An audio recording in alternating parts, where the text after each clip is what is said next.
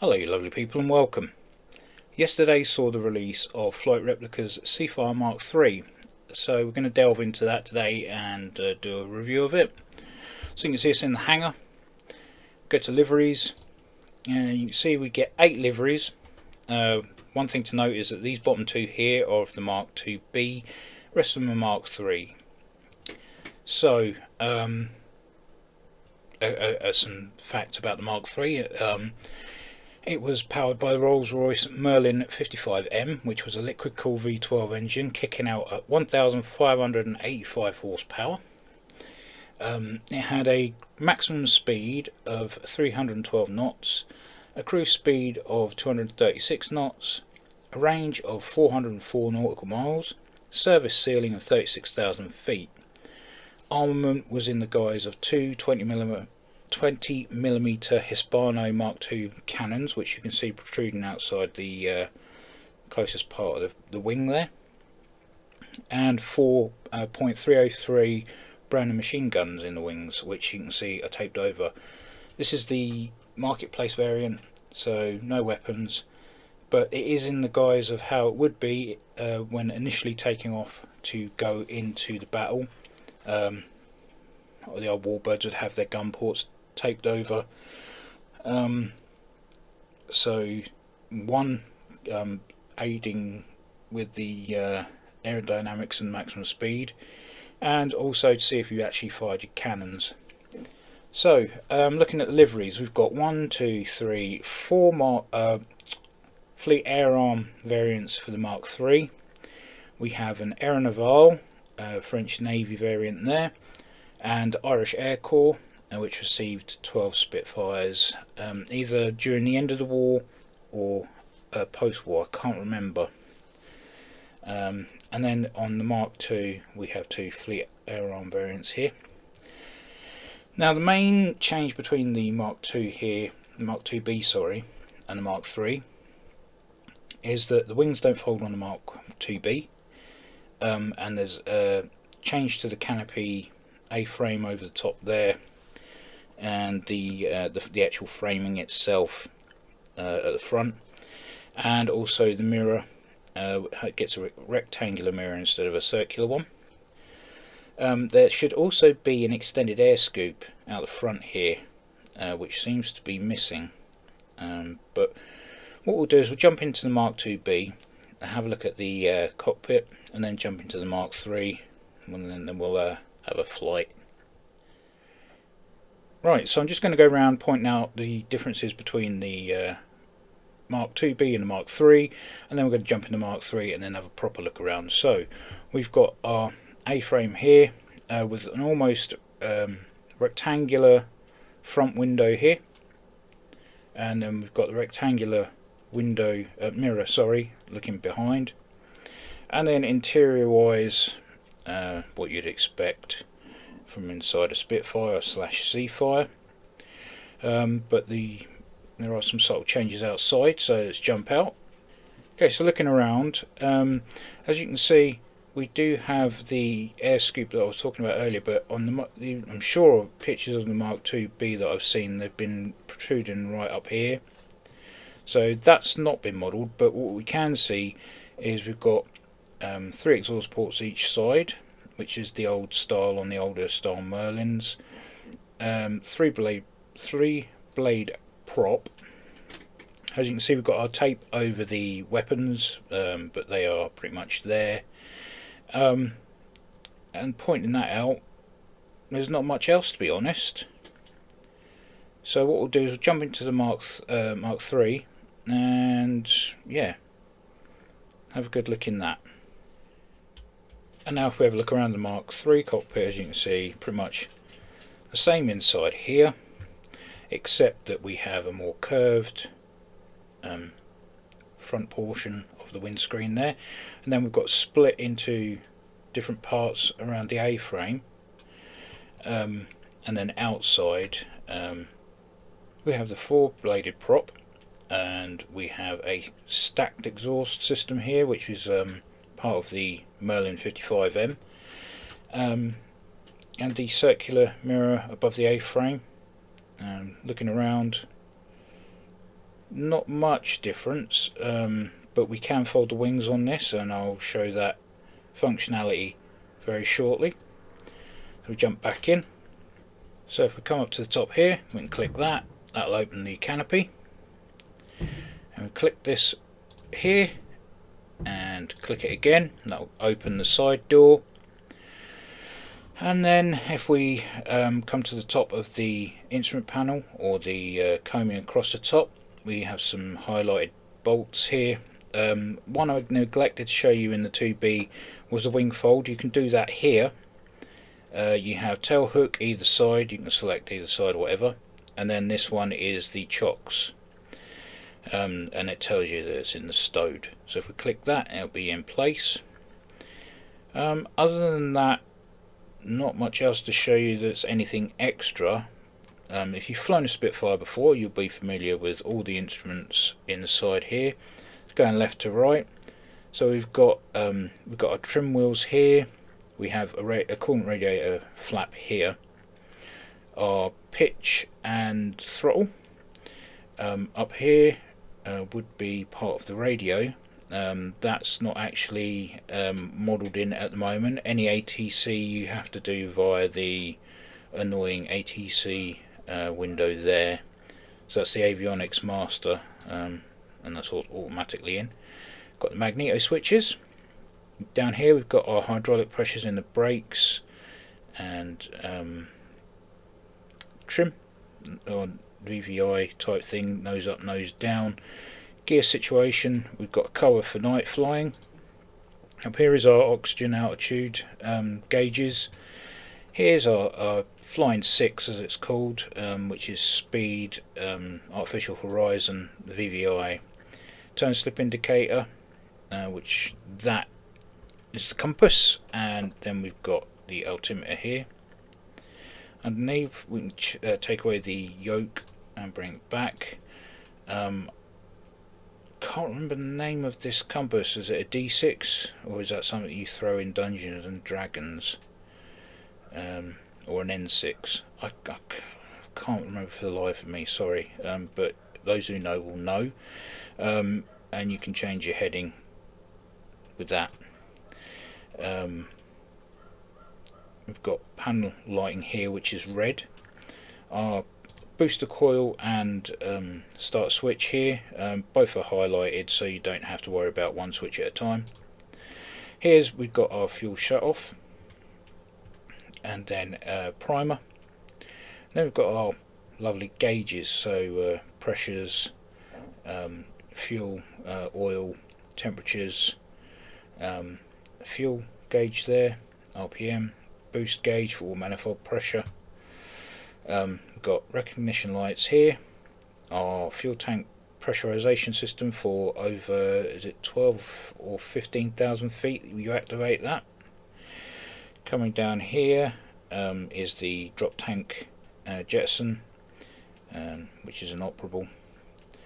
Our landing gear, our wave tuner for the radios, our IFF destruction and whether that's on or off, windshield de-ice. Up here's the de-ice, and we have oxygen. Where's the oxygen? That's the emergency gear extension. That's the oxygen one there. And then the R1147 controller, which is again inop.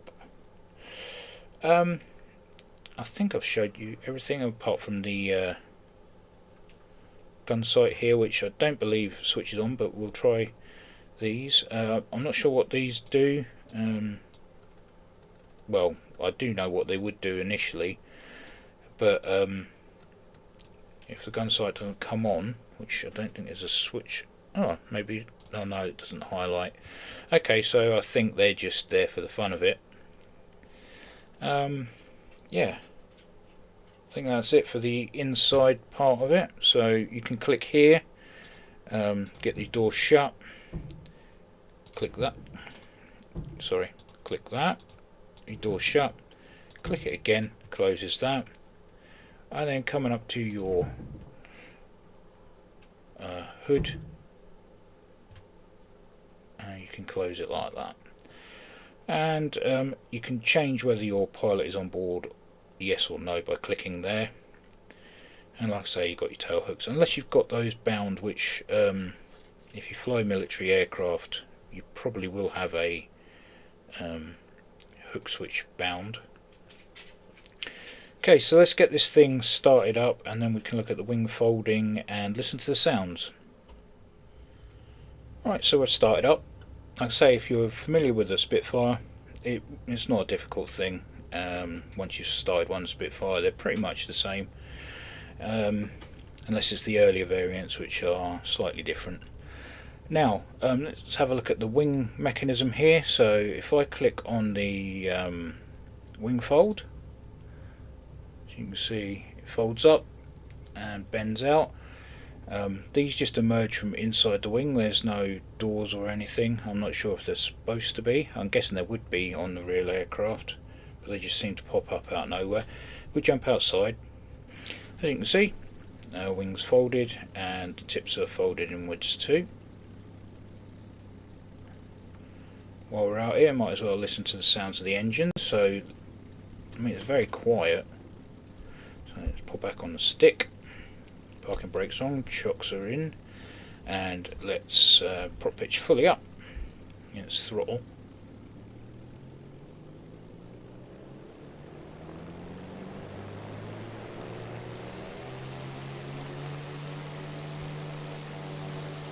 Yeah, they're a bit meh. Not very loud at all. I get Merlins flying over the house all the time from Duxford, and yeah, they're not quite engines, especially the Mk.IIb. So let's put the boost all the way up. Let's try with the prop.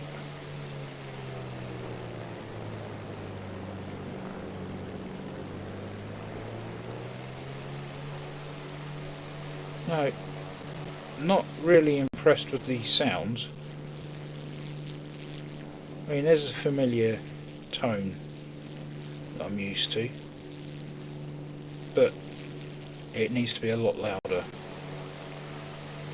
Too quiet.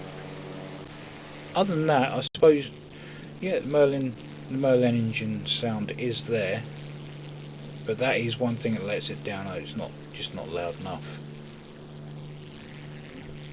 Let's throw back. Okay, jump back in. Right, let's get the wings unfolded. There we go. Right. Let's listen to see what the sounds are like from the inside.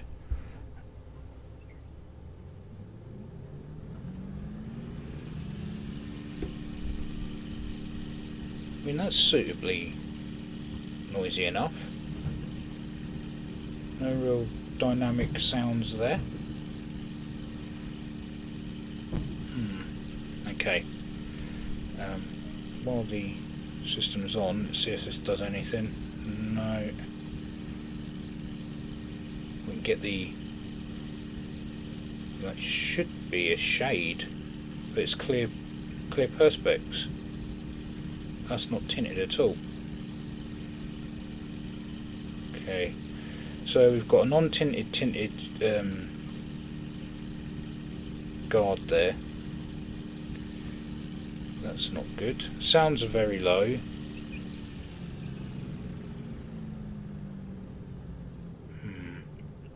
Okay. Another thing that you will find on the Seafire is that there are two stages of flap. Usually it's up or down on a Spitfire, but to take off from an aircraft carrier they needed 18 degrees of flap, and what would happen is that they would wedge pegs in the flaps so that they stayed at 18 degrees. To take off, once they're off the deck, they would drop the flaps, releasing the pegs, and then they'd put the flaps back up, which I think is a bloody ballsy move. You've just taken off from an aircraft carrier. The last thing you want is barn doors dropping down like that, trying to stop you from, you know, picking up speed. And yeah, so this you'll find You've got your flap lever there. If I drop the flap, it will sit in the middle, which isn't normal. It usually goes straight down. If we look at it from the outside view, as you can see, we've got our 18 degrees of flap. There's no peg in there simulated, but we just have to pretend that that is the case. And then flaps fully down. And as you can see, we've got a hook down as well. If I push the hook button, the hook will retract. So we're going to retract everything. Okay, so we can now jump in and take this for a flight. So I'm going to take the chocks off. I'm going to open the canopy, as would be the procedure on a carrier. Take off and land with the canopy open, because if you need to bail out, well, you'd really want to bail out at such a low altitude. God, the things these guys went through. And zero out the altimeter.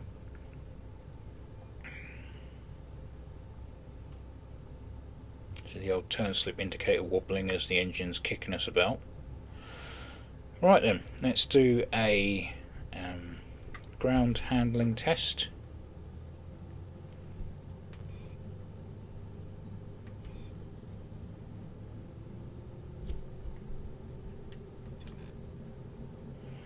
Okay, here we go.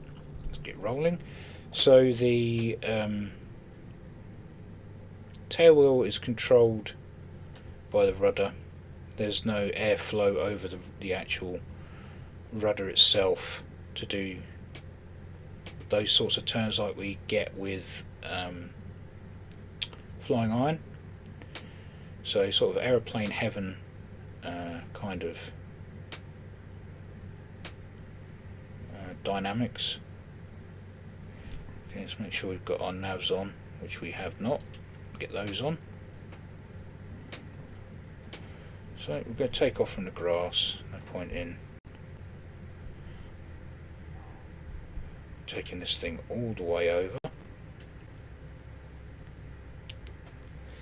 Right.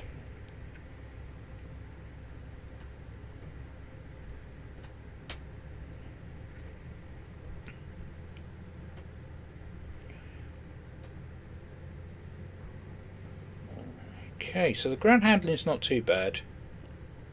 It does what it needs to do, and that's the main thing, I guess.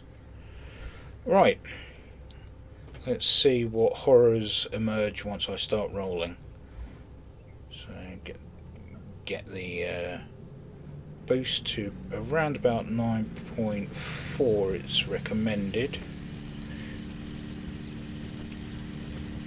I'm getting a kick to the left. Okay, so cut that out. And we're up. Get that gear up.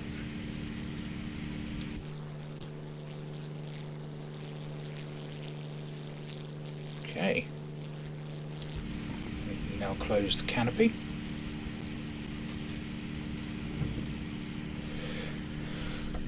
Trimmed up quite nicely. Okay, we bring the pitch back slightly.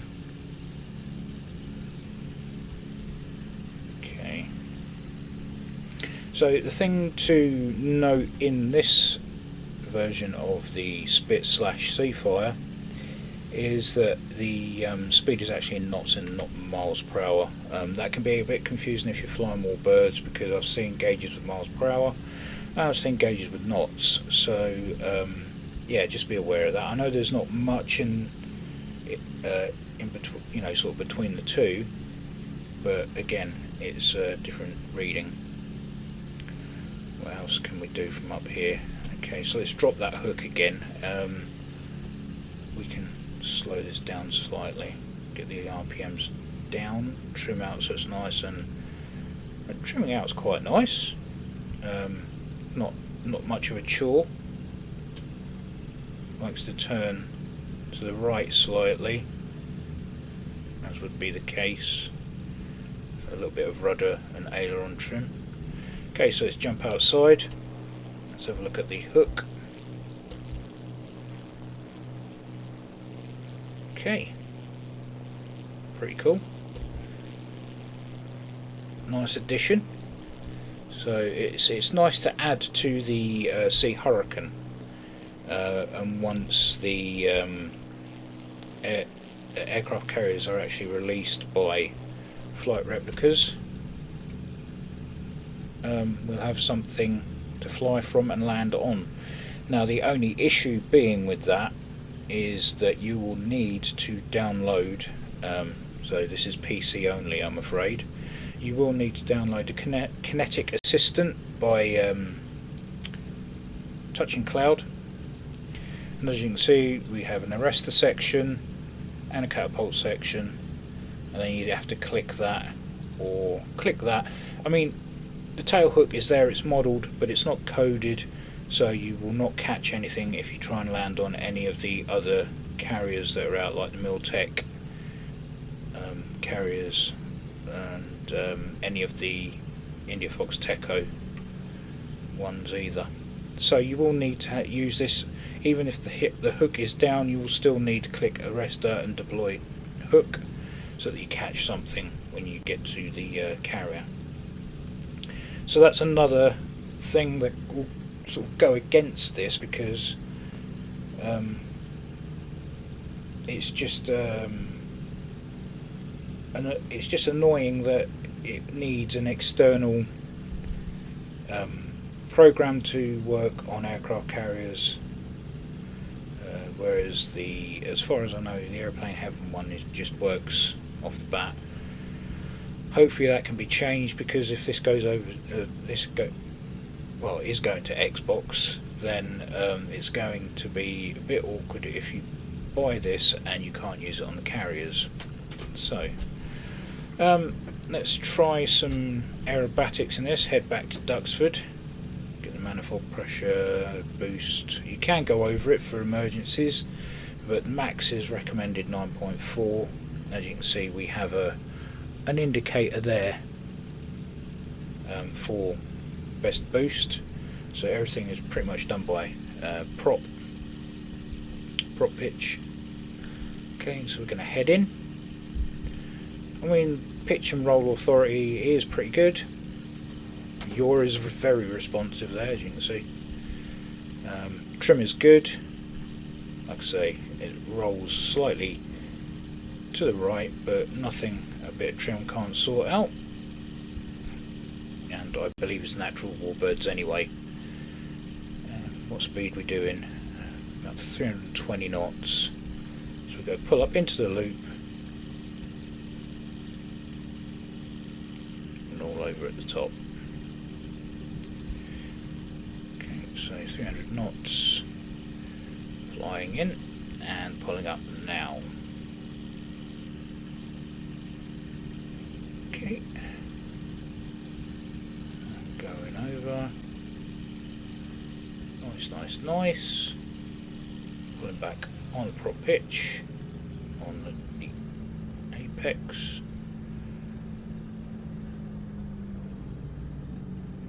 I said I was going to roll over and I didn't. Okay, it's very responsive, very easy to control, which is nice. And also, surprisingly for the price, quite nicely detailed model, quite nice flight characteristics. All of this just for just over £10. A £10 Spitfire or Seafire. If only the real thing could come down in price like that, eh? So yeah, I mean, there's a lot going against it, but the price is so reasonable for what it is. It sort of null and voids the need to point out those bad, well, not bad, bits that let it down. See if I can get double Immerman out of this. I doubt I will. Asking a lot. No, that was asking a hell of a lot for that. Okay, let's get this thing on the ground. And so summarise what I think of it. So let's get the speed down. Flaps must not be down or lowered at speeds above 139 knots. Okay, cool. So I'm just going to gain some altitude for a second.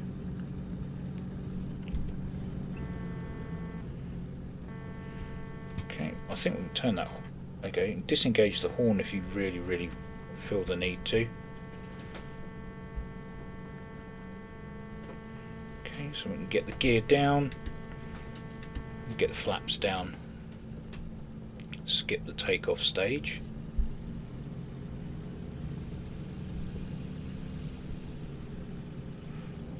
Right.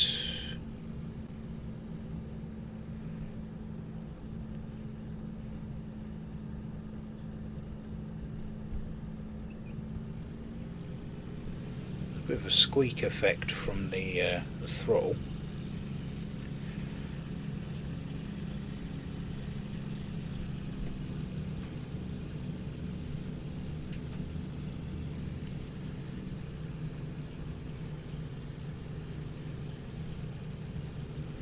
Need to try this in VR, I think. See what it looks like.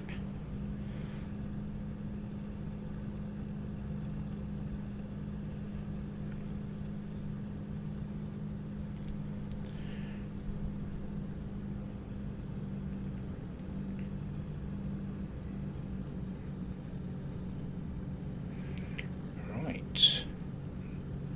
Floating in quite nicely. Miss the Arco sheds, don't want to hit them.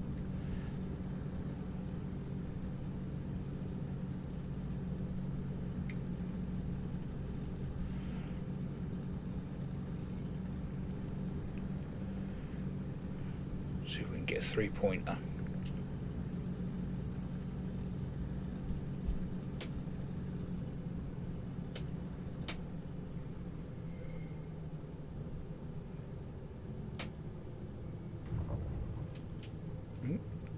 Bit bouncy.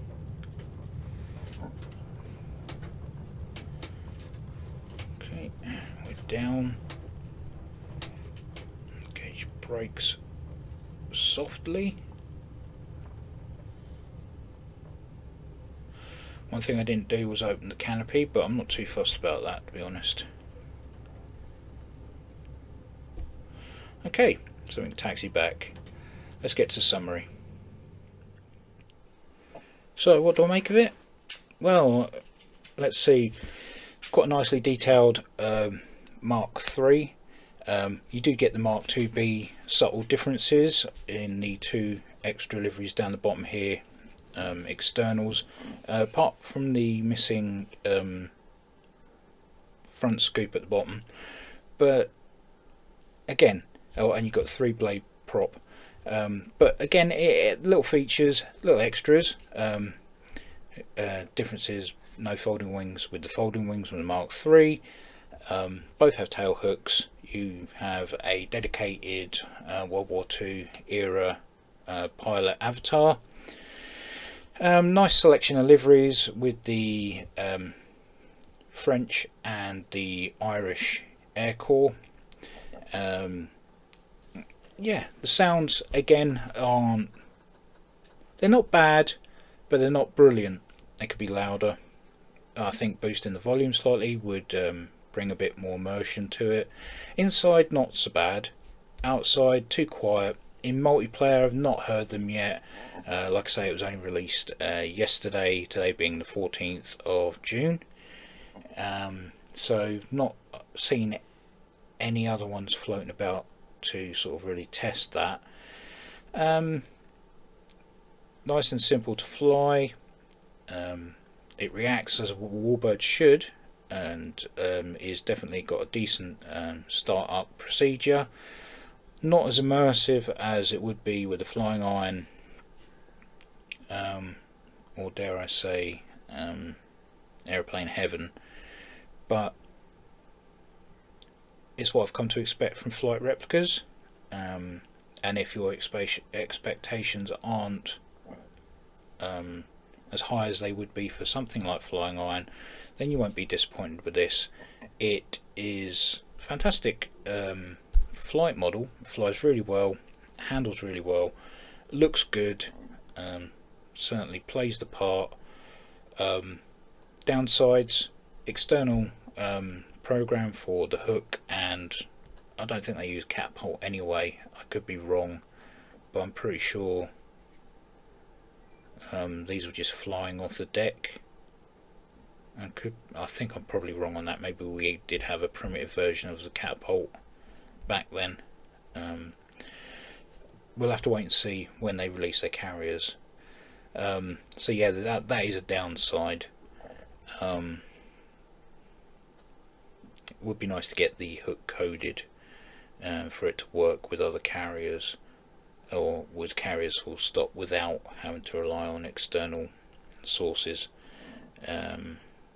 So yeah, but for £10, not going to complain. Not going to complain at all. It's a Seafire Mark III and Mark IIb, and you're getting that for a tenner. And it's up. I'd say it's up there. In terms of price wise, for what you get for your money, it's absolutely bloody fantastic. I can't recommend it enough. Obviously has its downfalls, and the river counters will have issues with it, but with the general public in at large who like to fly warbirds and who aren't too annoyed with subtle changes here and there, and certain doors not being there, or the fact that the Mark IIb has the Merlin 55 M specifications. If you're just a casual player in general, perfect. Cheapest Spitfire Seafire I've bought so far, and for that, what you get for your money, superb. So totally recommended. So as long as you're not expecting too much, I'm going to leave it at that. I believe it's coming to external vendors soon. Whether that will include extras on weapons wise, I didn't actually look at external stores, but this thing only really carried external fuel tanks and 500-pound bombs on one on either wing, or a 1,000-pound bomb on the center pylon. So I know the bombs won't be there. Fuel tanks, I'm not 100% sure. I'll add a bit of writing in the bottom here to say if they are or not, as you can see at the bottom. But with that, gonna end it here. If you got this far, thanks for watching. As always, take care, and I'll see you in the next one.